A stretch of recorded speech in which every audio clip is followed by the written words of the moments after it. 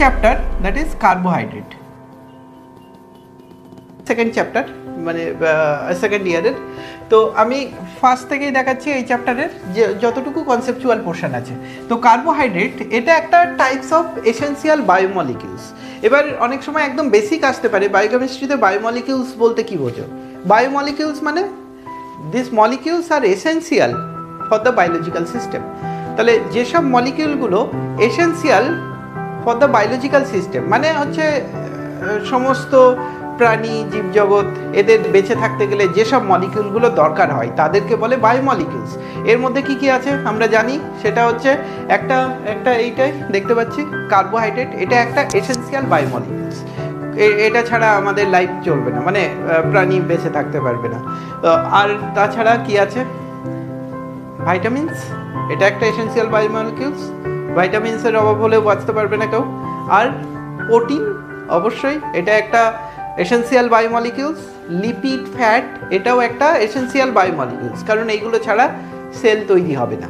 ওকে, তো ডিএনএ বলো যাই বলো এগুলো সব এইসব মলিকিউলগুলো দিয়েই তৈরি হয়। তো এরা হচ্ছে এসেন্সিয়াল বায়োমলিকিউলস। তার মধ্যে একটা মলিকিউল কার্বোহাইড্রেট, যেটা আমরা আজকে পড়ছি। তো কার্বোহাইড্রেট মানে কি? তাহলে কার্বোহাইড্রেট মানে এটা একটা টাইপস অফ কম্পাউন্ড। কার্বোহাইড্রেট একটা types of compound which is made of কি দিয়ে? কার্বো মানে কার্বন আর হাইড্রেট মানে ওয়াটার। তাহলে কার্বোহাইড্রেট একটা মলিকিউল যেটা কি দিয়ে তৈরি হয়? Carbon and water. তাহলে এর স্ট্রাকচার কেমন হবে কার্বোহাইড্রেটের ফর্মুলা কার্বন আর ওয়াটার কম্বিনেশন হোল n হচ্ছে any number. As for example একটা কার্বোহাইড্রেট খুব ফেমাস, সবাই জানো কি? গ্লুকোজের স্ট্রাকচার কেমন? n = 6। তাহলে এটার ফর্মুলা কি হবে? CH2O 6, n = 6।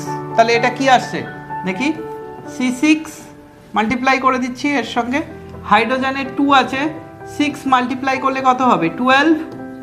অক্সিজেনে কিছু নেই মানে 1 আছে, 6 মাল্টিপ্লাই করলে কি হবে? 6। তাহলে C6H12O6, এটাকে কি বলে? গ্লুকোজ। তাহলে গ্লুকোজের স্ট্রাকচার কি থেকে এলো? এই ফর্মুলা দিয়েই এলো। তাহলে এই ফর্মুলাটা হচ্ছে জেনারেলাইজ ফর্মুলা, যে কোনো কার্বোহাইড্রেটের জেনারেলাইজ ফর্মুলা হচ্ছে এটা।